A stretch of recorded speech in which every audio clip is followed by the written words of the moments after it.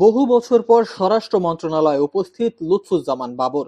বিএনপির ভারপ্রাপ্ত চেয়ারম্যান তারেক রহমানের দেশে ফেরা নিয়ে স্বরাষ্ট্র উপদেষ্টার সঙ্গে আলোচনা করতে এখানে উপস্থিত হয়েছেন তিনি।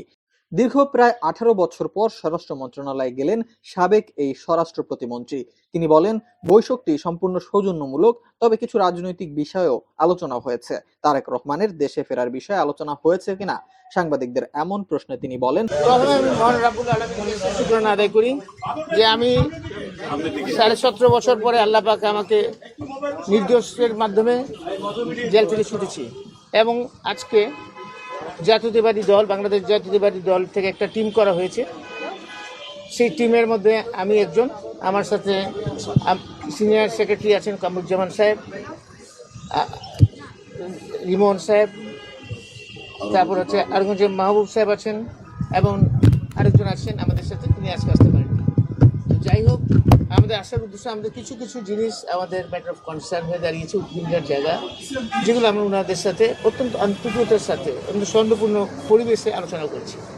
সেই সৌহার্দ্যপূর্ণ আলোচনার মধ্যে আমরা আসছি বিশেষ করে বর্তমান পার্শ্ববর্তী দেশে পতিত সরকার যে শেখ হাসিনা, ওনার সাথে একটা বিশেষ শিল্পগোষ্ঠী, পত্রিকায় দেখেছেন আপনারা, এসএলএম গ্রুপ, তারা সেখানে একটা মিটিং করছে, সমস্ত পত্রিকা আসছে।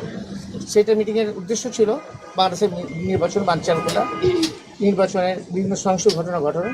এটা তো একটা উদ্বেগের জায়গা, সেই ব্যাপারে আমরা আলোচনা করেছি। আরও অনেক কিছু আলোচনা করেছি, যেমন বিভিন্ন অবৈধ অস্ত্র এবং লুট হওয়া অস্ত্র, সেটা যে উদ্ধার হয়নি এখনো, সেটা আমাদের উদ্বিগ্ন জায়গা। স্যার, স্বরাষ্ট্র উপদেষ্টা আপনাকে আশ্বস্ত করেছেন কিনা?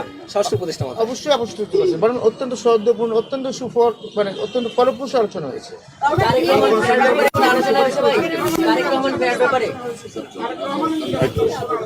আরেকটা জিনিস আমি বলি, না, আলোচনা হয়েছে একটা ব্যাপার আমরা কনসার্ন করছি, যেটা খুব রিসেন্টলি এএসআই নিয়োগটা হচ্ছে। সাধারণত নিয়োগ হয় কনস্টেবল, এসআই এবং এসপি লেভেলে, কিন্তু দেখলাম এএসআই লেভেলে নিয়োগ হচ্ছে। কনস্টেবল থেকে যারা হয় তাদের একটা কেরিয়ার থাকে, যেমন সে এসআই হবে, ইন্সপেক্টর পর্যন্ত হইতে পারে। আবার এসআই লেভেলে যারা হচ্ছে তারা এসআই থেকে ইন্সপেক্টর হয়ে ডিআইজি পর্যন্ত হয়েছে, অনেক উদাহরণ আছে। আবার এসপি থেকে তো আইজি পর্যন্ত হতে পারে, কিন্তু এখন এএসআই পর্যন্ত সেটা একটু বিভিন্ন জায়গায়, কারণ কনস্টেবলদের মধ্যে একটা বিভিন্ন রকম একটা অবস্থা দেখছি, সেটাও একটা আমাদের উদ্বিগ্ন। সাবেক স্বরাষ্ট্র মন্ত্রী হিসেবে আপনি কি মনে করেন দেশের আইন শৃঙ্খলা পরিস্থিতি এখন ভালো না খারাপ, আপনি কি মনে করেন? আমি এটুকুই বলবো না, ভালো করার যথেষ্ট চেষ্টা করছেন, আন্তরিকতা কোনো